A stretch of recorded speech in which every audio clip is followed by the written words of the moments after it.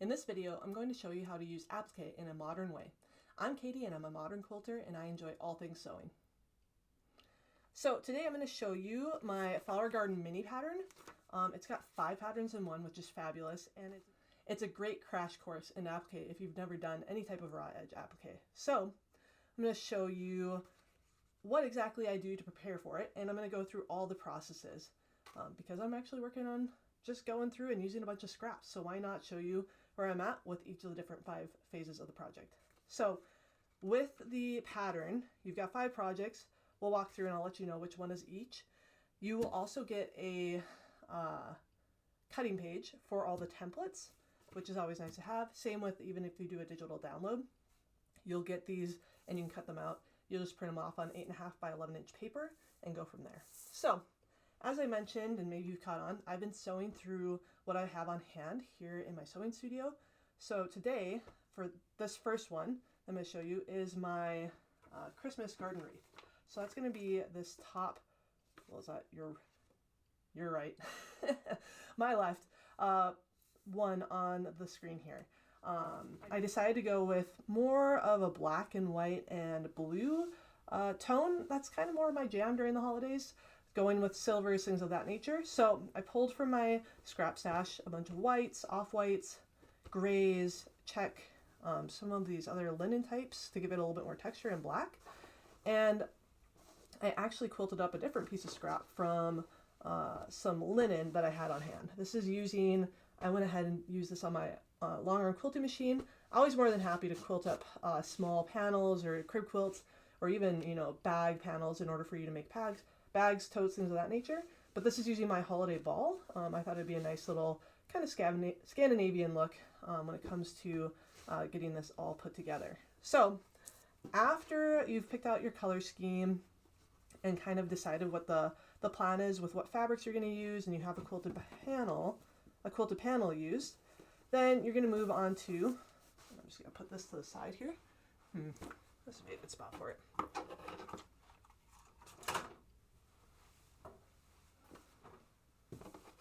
Then you're going to go ahead and grab some Heat and Bond Lite. So if you were to be not wanting to do any top stitching over your final mini quilt or your applique, you'd want to go ahead and use the Heat and Bond Ultra. That has a bit more, a stronger adhesive, and it's meant for using applique without any type of stitching, top stitching.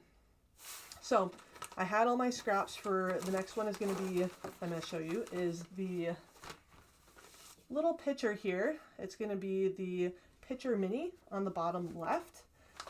So I've got my panel with a little tabletop panel there. I used just 1/2 inch by 1 inch straight stitch grid quilting to give it this nice texture. And what I did was grabbed all of my different fabrics I wanted to use in that mini, and then went ahead, placed it face down on my ironing board, grabbed my Heat and Bond Lite, and then went ahead and ironed the Heat and Bond Lite onto the back side, the wrong side of your fabrics. So from this point, this is where I'd use these templates here. And I would then, I think the gray one is where I'd go ahead and I trace out my template. This one got a little broken up. Same with like any of the tulips, things of that nature.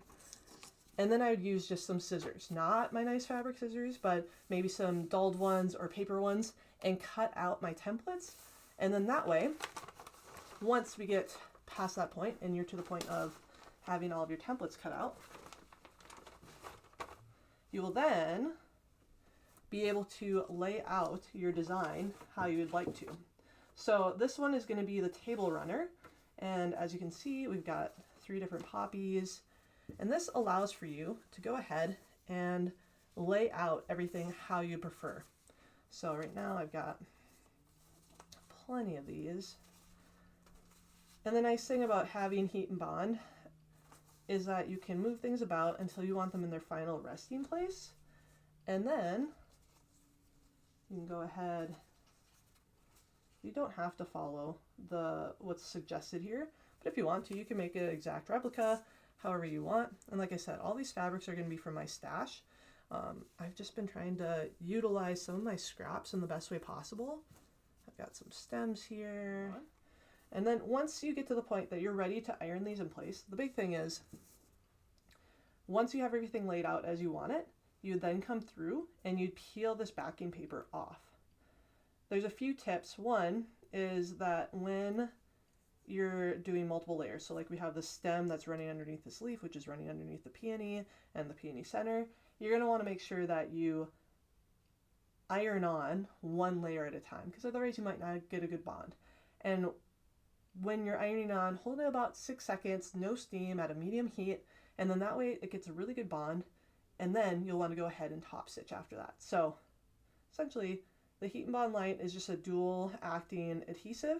You iron it on once to the back side of your applique, and then you can see there's a bit of a sheen to it once the adhesive sticks, and then you'll peel this off and you'll go ahead and put your iron on it and press it medium heat, no steam, until it's bonded. So about 6 seconds is what they recommend through Heat and Bond. I'm just going to move this one out of the way. And then this one, like I said, the table runner, I use modern curves on this one. If you're wondering, you could probably easily recreate it on your domestic machine. All right, see you later, leaves. And then once you have ironed everything on, so this is going to be that fern pillow, which is also shown on the pattern there. Once you have everything added on, this is going to be what it looks like. So I've got no top stitching on it. This is going to be just a fun throw pillow that I have. I'll put a invisible seam. I've got a panel, the exact same crosshatch on the back side, and I'll do an invisible zipper on the bottom, and then that way I've got a nice soft fireside pillow with a little bit of applique to add some color to it. And the applique did just fine. I wanted to see how it would react with the fireside, which has a pretty minimal loft. I would say it's as soft as Minky from Shannon Fabrics, but it's from Moda and it has a lot less loft. So I was kind of curious how it would handle Heat and Bond, and I gotta say, it did just fine. And then once you're done with your ironing on, you're gonna want to go ahead and then you'll want to top stitch. So as you can see, I just did some freehand motion, which I'm new to, so don't judge me on that front. That, you know, some of it I really like. I like that it's a little bit more organic. But of course, drawing attention to the dark with a lighter thread will really show imperfections, or, you know, a little bit more of what you may not want to see. But really, I'm trying to be a recovering perfectionist, and also demonstrating to my daughter that we need to just roll with it sometimes and not have those perfectionism tendencies where you want to rip it apart or throw it away and start over. So really just showing by demonstration that you should embrace a little bit of difference, something that's a little bit different. Imperfections are just a nice thing to have, and there's nothing wrong with it. So that's all I did. Was I ended up tracing each of these leaves up top. I tried to do a straight line. This is all on my long arm. I am not trained or haven't practiced any type of free motion quilting on my long arm, or really my domestic, to be honest. So as you can see, the Heat and Bond really sticks everything down, but once you tack it down with your top stitching, there's no place for it. All of these are meant to be more mini quilts, table runners, wall hangings, so they're not going to be getting a lot of use. They're not going through the wash very often, but you will see more than likely, because I used Heat and Bond Lite and because I kept my stitching a little bit pulled back from the edge of the applique, that there may be some fraying of your fabrics if you do end up doing applique on quilts, things like that. So just be prepared. It's not always going to stay stick down unless you're using a stronger Heat and Bond, like the Heat and Bond Ultra I recommended earlier.